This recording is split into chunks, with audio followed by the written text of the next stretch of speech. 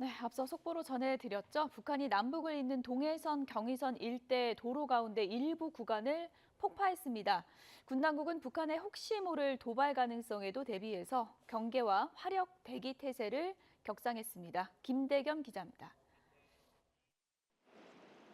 지난주 남북 완전 단절을 공표했던 북한이 일주일도 안 돼 이를 실행에 옮겼습니다. 북한군이 남북을 잇는 도로인 동해선, 경의선 일대에서 가림막을 설치한 채 폭발을 준비하고 있는 정황이 우리 군 감시망에 포착된 데 이어 실제 폭파 작업까지 진행한 겁니다. 군 당국은 북한이 보여주기식 폭파에 그치지 않고 추가 도발까지 준비하는 것으로 보고 있습니다. 경의선, 동해선 등에서의 보여주기식 폭파, 또 작은 도발 이런 것들을 감행할 가능성이 있다고 보고 군은 이에 대해서 대비하고 있습니다. 합참은 북한이 도발을 감행할 경우 자위권 차원에서 강력히 응징하겠다고 경고했습니다. 특히 북한이 전방 포병부대에 사격 준비 태세 지시를 내린 데 대해서도 관련 동향을 예의주시하고 있고 만반의 대비 태세를 갖추고 있다고 말했습니다. 이에 따라 우리 군 전방 부대에도 대북 감시 경계와 화력 대기 태세 강화 등 여러 지침이 내려진 것으로 전해졌습니다.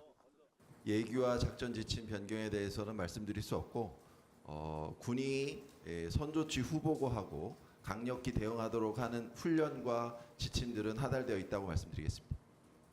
군 당국은 남측이 보낸 무인기가 평양을 침투했다고 주장하며 연일 날선 발언을 쏟아내는 북한 지도부를 향해서도 적반하장의 행태라며 재차 경고장을 날렸습니다. 또 무인기 관련 질문엔 아무것도 확인해줄 수 없다는 답변을 유지하며 전략적 모호성을 택했는데 이는 북한의 의도와 노림수에 함몰되거나 휩쓸리지 않기 위해서라고 설명했습니다. YTN 김대겸입니다. 네, 관련 내용을 전문가 연결해서 잠시 얘기를 좀 나눠보도록 하겠습니다. 홍민 통일연구원 선임연구위원 연결돼 있습니다. 안녕하십니까? 예, 안녕하세요. 네, 어제 폭파 준비 정황이 있다고 그랬는데 남북 연결도로를 실제로 폭파했는데요. 어떤 의미가 있다고 보십니까?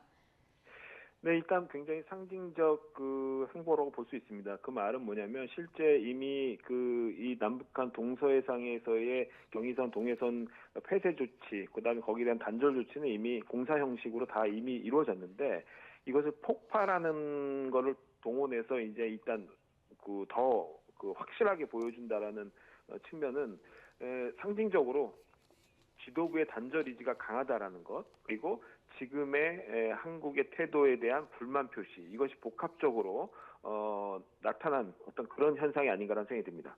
네, 어떤 상징적인 의미가 크다 이렇게 얘기를 해주셨는데 북한이 얼마 전에 요새화라는 단어를 언급했었잖아요. 이 요새화 공사 작업의 일환이다 이렇게 볼 수 있는 겁니까?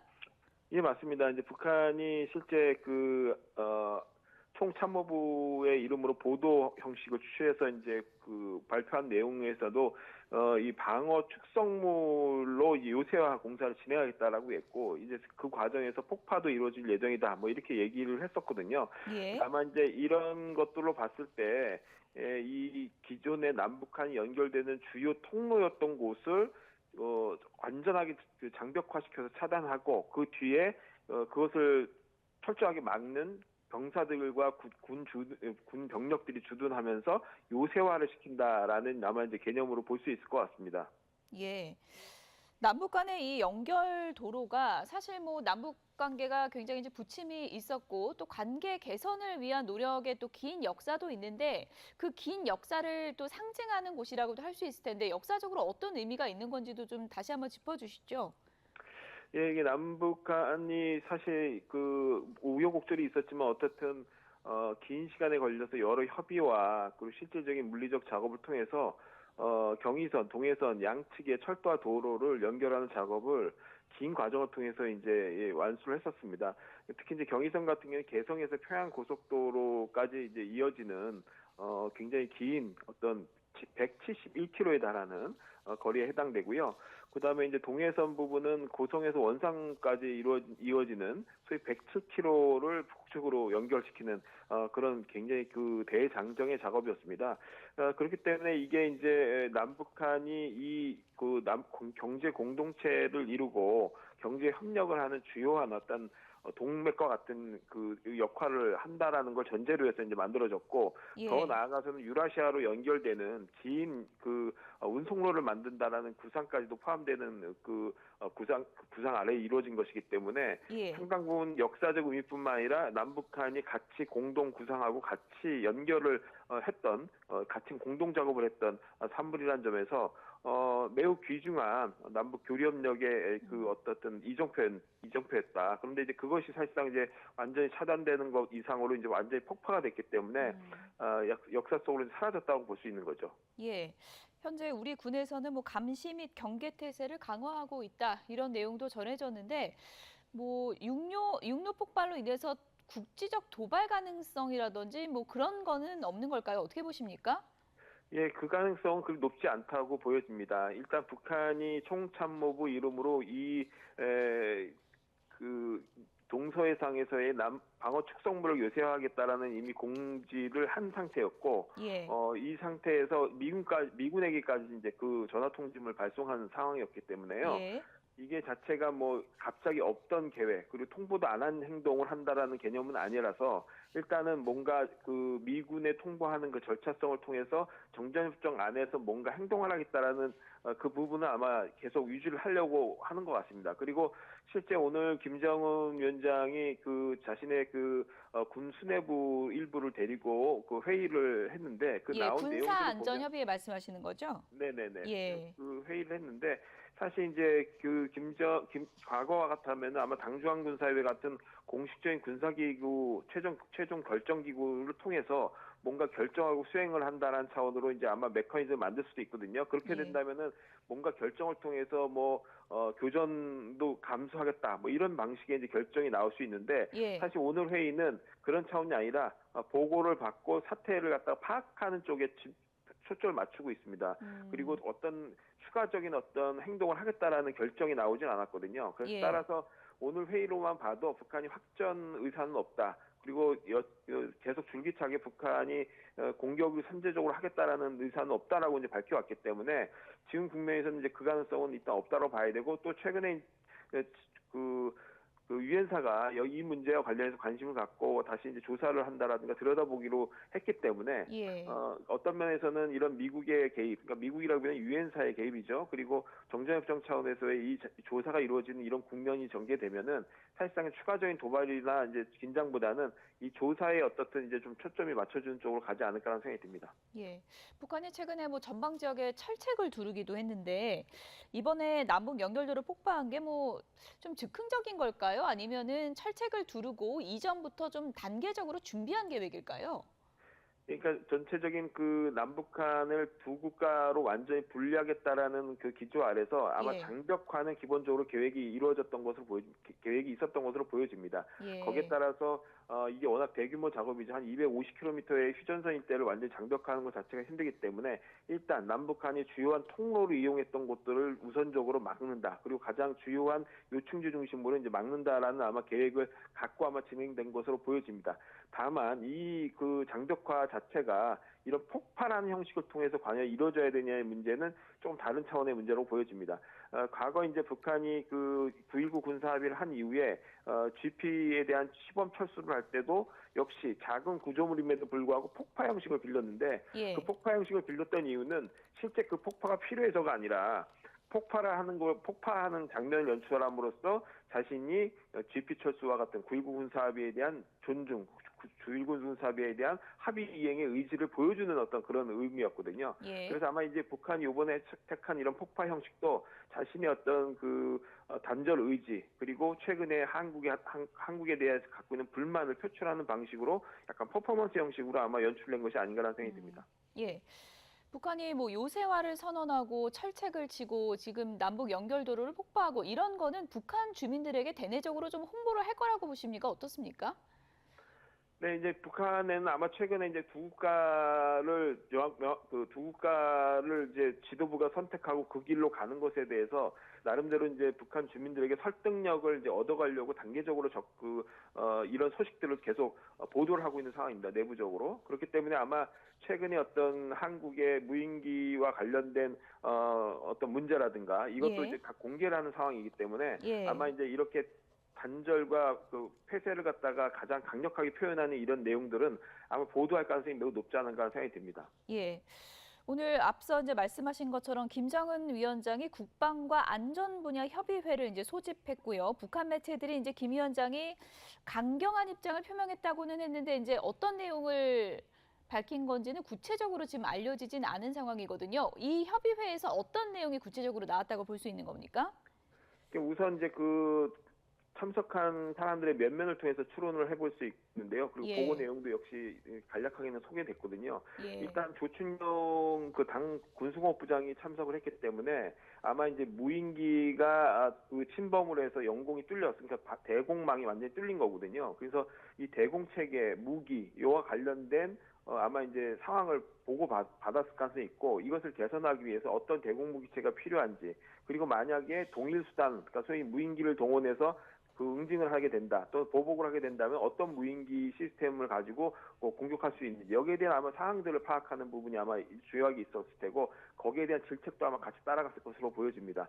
또 한편에서 이제 국가 보위상이 이제 자리를 했는데요. 국가 보위상은 우리식으로 얘기하면 약간 국가정보원 격에 해당되면서 대남 그 부서 중에서는 경찰총국과 이 국가보위성이 양대 축을 이루거든요. 예. 그러니까 아마 이제 무인기가 어떻게 들어왔는지 이거에 대한 첩보, 정보에 관련된 부분들을 아마 질책하거나 거기에 대한 보고를 이제 받았을 가능성이 있다라고 보여지고요.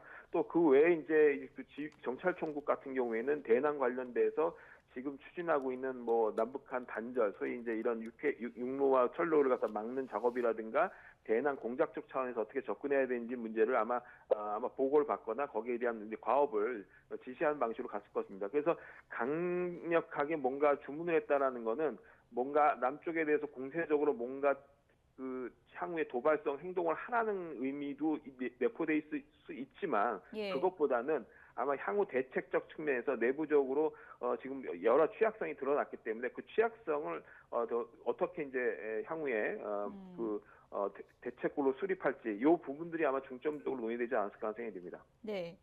이제 무인기 침투 주장이 이제 북한이 김여정까지 직접적으로 나설 정도로 계속해서 열을 올리고 있는 그런 분위기인데 이것도 뭐 적대적 남북 관계 명분 쌓기 중에 하나다 이렇게 볼 수 있을까요? 예, 물론 이제 그게 하나의 이제 뭐 부수적인 목적이 될 수는 있는데 본질은 아마 그런 겁니다. 일단 최고 존엄 그리고 자신의 수도 평양 굉장히 중요한 그 성지와 같은 또는 굉장히 중요한 존엄과 같은 인물, 요 사람들이 안위가 굉장히 위태로운 어떤 그 충격을 지금 경험한 거거든요. 그러니까 그런 측면에서 이제 김여정의 약간 격앙 메커니즘이라고 할까요? 예. 2020년 6월에도 대북전단을 저지하지 못한 한국 정부에 대해서 강한 불만을 표출하면서 거기에 대해서 당주한 군사위원회를 소집하고 거기에 대해서 응징성으로 남북 공동연락사무소 폭파하는 일련의 과정이 있었는데 그 과정을 주도했던 당사자가 김여정입니다. 김여정이 그 당시 했던 걸 보면은 굉장히 초기에 감정적으로 격앙이 돼서 여기에 대응을 하려고 하는 태도를 보였고 군사적인 조치를 동원하고 결과적으로는 그 자신의 응징성을 보여주는 그러니까 일종의 퍼포먼스이죠. 폭파 퍼포먼스를 보여줬거든요. 그래서 아마 이번에도 김여정이 대남, 대미를 총괄하는 어떤 역할을 하고 있기 때문에 이제 그런 어떤 최고 존엄과 수도 평양을 건드렸다는 것에 대한 분노를 표출하는 어떤 그런 격앙 메커니즘이 상당히 작용을 하고 있는 것이 아닌가 이렇게 생각해 볼 수 있을 것 같습니다. 네. 근데 이제 많은 분들이 이번 무인기 뭐 사건과 관련해서 좀 의아했던 것은 평양 상공이 그렇게 쉽게 뚫릴 수 있는가 이런 또 의문점을 가진 분들도 많거든요. 네네.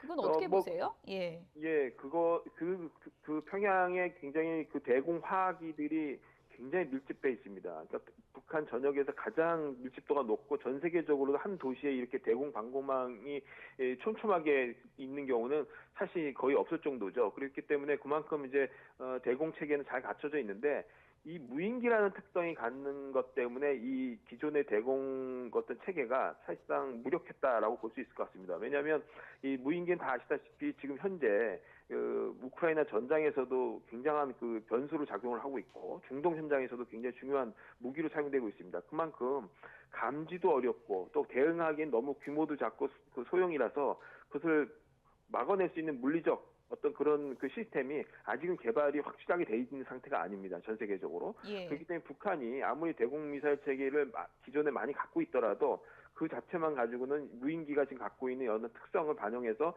요격하거나 그걸 대항하기는 굉장히 어려웠을 것이다. 그래서 이제 최근에 우리 국방부도 그렇고 미국도 그렇고 뭐 재민 기술이라든가 통신을 통해서 그것을 무력화시키는 방식이라든가 또는 이 직접적 화기 이외에 직사 에너지라든가 이런 걸 쏴서 이제 그 떨어뜨리는 방식이라든가 다양한 첨단 그 사양을 동원해서 지금 개발 중에 있는 단계입니다. 그렇기 때문에 아마 북한도 이런 첨단의 아직 그런 그 무기 체계는 갖추고 있지 못하기 때문에 상당히 무력하게 뚫린 것이 아닌가라는 생각이 듭니다.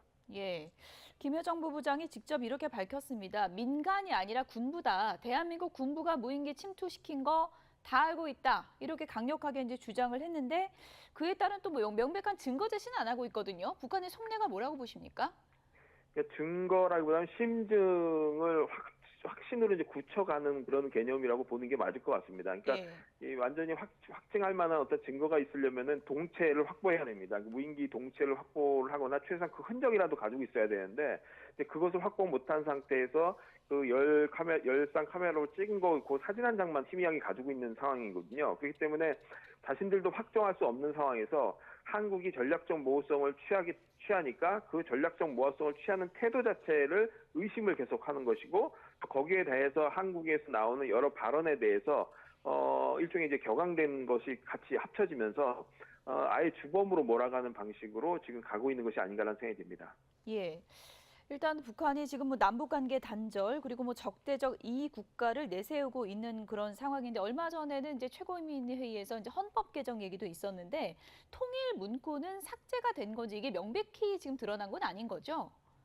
예, 그렇습니다. 그러니까 이번에 아마도 그 헌법을 전면적으로 개정해서 우리가 소위 말해서 예상했던 또 북한이 예고했던 그런 내용들을 전면적으로 담는 그런 작업의 어떤 회의는 아니었던 것 같고 예. 이번에는 어떻든 지금 내부적으로 이렇게 통일을 부정하고 또 민족 관계를 부정하고 남북 관계를 완전히 단절하는 이런 일련의 굉장히 전면적인 어떤 내용의 어떤 수정은 그 일종의 내부적인 설득력을 어느 정도 가져야 됩니다. 70년 가까이 이 북한 주민들은 어떤 통일을 중요한 남북 관계의 근거나 아니면 연관 고리로 생각해 왔고 또 한편에서는 민족이라는 거에 그 상당히 많은 세뇌가 돼 있는데 예. 이것을 하루아침에 바꾼다라는 것은 상당한 많은 충격을 줄 수 있습니다. 그래서 아마 내부적 설득 작업을 일정 부분 단계적으로 진행한 이후에 내년에 미국 대선 이후에 전반적인 타이밍을 봐서 내년에 아마 이제 이런 내용들을 단계적으로 또는 흡수 가능한 수준에서 아마 이제 그 헌법 개정 형식으로 가지 않을까라는 이제 생각이 듭니다. 예. 다시 한번 속보 내용을 전해드리면 북한이 오늘 경의선 동해선 남북 연결 도로를 폭파했습니다. 군사분계선 이북 일부 구간을 폭파했다는 속보가 들어왔고요. 우리 군이 지금 경계태세를 강화하고 있는데 정확히 군사분계선을 중심으로 어느 지점인지는 지금 파악되고 있는 건가요? 네네, 그 완전히 식별이 되고 있죠. 이미 예. 군 당국은 그 사전 징후를 이미 육안으로 식별을 다 해서 상황을 예상하고 있었던 것으로 보여지거든요. 그래서 지금 경의선이 연결되는 지점, 동해선이 연결되는 지점은 각각 개성, 고성, 고 종착점으로 해서 휴전선 MDL로 연결이 돼서 남쪽과 연결이 되거든요. 그래서 위치를 식별하지 못하거나 그런 상황은 아닙니다. 굉장히 명징하게 지금 그 장소는 특정을 하고 있는 상황입니다. 예. 그런데 한 가지 또 좀 의미를 보자면 김정은 위원장이 이제 최근에 뭐 통일 조항도 삭제할 수 있다. 적대적 이국가 이런 내용을 내세우고 있는데 남북 연결도로도 어떻게 보면 선대의 또 유산일 수 있는 거 아니겠습니까? 이것을 폭파한 것을 또 어떤 의미로도 해석할 수 있을까요?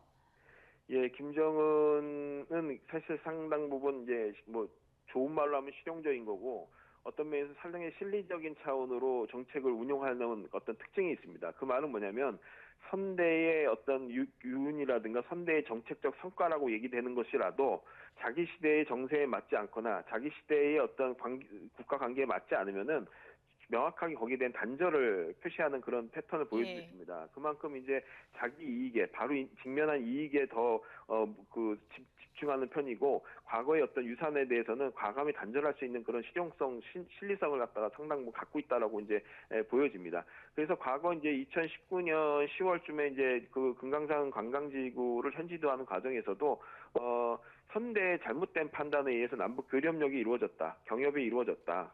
그로 인해서 상당 부분 많은 폐해들이 나타났다. 그래서 다 너저분한 거 다 치워버려라. 뭐 이렇게 이제 지시를 할 정도로 선대가 아무리 합의하고 이뤄낸 어떤 결과물이라도 그것이 현 시대 자기에게 맞지 않는다면 과감히 단절하는 그런 패턴을 보이고 있기 때문에 예. 이번에 어떤 이런 동서해선에서의 육로 철도의 어떤 폭파도 그런 관점으로 볼 수도 있을 것 같습니다. 아버지의 할아버지를 무조건 따르는 게 아니라 실리를 중시하는 그런 성향인 것 같다. 이렇게 얘기를 해주셨는데요.